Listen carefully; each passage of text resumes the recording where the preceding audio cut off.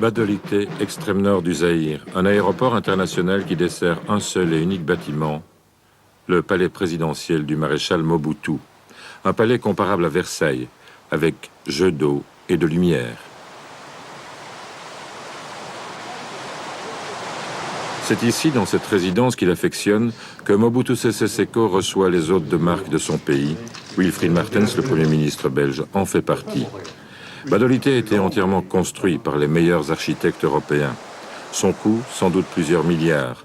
Son entretien doit exiger une véritable fortune. Dans un jardin majestueux, la statue dorée de Mama Mobutu, première épouse défunte du président, elle regarde la splendide chapelle de Marie de la Miséricorde.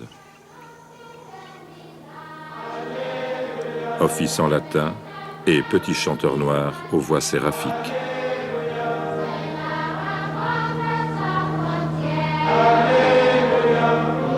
Le président Mobutu est ici chez lui, dans le pays de ses ancêtres. Contraste saisissant, à quelques centaines de kilomètres de Badolite, un autre aéroport. Le trafic y est irrégulier et parfois même rare. On manque de kérosène dans tout le Zaïre. C'est l'aéroport de Kisangani. Ici, on est en plein cœur de la forêt vierge. À partir de ces rapides, le fleuve est navigable jusqu'à Kinshasa. L'endroit était donc propice à la fondation d'une ville, Kisangani, l'ex-Stanleyville. Une ville de 400 000 habitants. On y trouve 4 petites usines et une université de 6 000 étudiants. 60% des habitants ont moins de 20 ans. Kisangani, aujourd'hui, est au bord de l'agonie, asphyxié par la crise économique qui ravage le Zaïre. Ici, les routes régionales sont presque toutes inutilisables. Pour la visite de Wilfried Martens, on a refait la route de l'aéroport.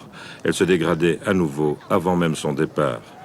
Pour joindre Isiro, à 400 km, il faut actuellement 15 jours à un camion, contre une journée naguère. Dans la ville même, l'ancienne ville européenne, les magasins sont presque tout le temps fermés et vides. Les bâtiments sont de plus en plus délabrés, rongés qu'ils sont par les excès de la chaleur et de l'humidité. Le Prix Unique est le dernier magasin qui vend un peu de marchandises importées. Il fermera ses portes à la fin de l'année. Plus assez de clients, plus assez de rentabilité. Ici, tout manque cruellement. Impossible de trouver un pot de peinture, une pièce de rechange, un robinet. Lentement mais sûrement, Kisangani est coupée du reste du Zaïre. Elle est condamnée à disparaître en tant que pôle de développement de la région nord.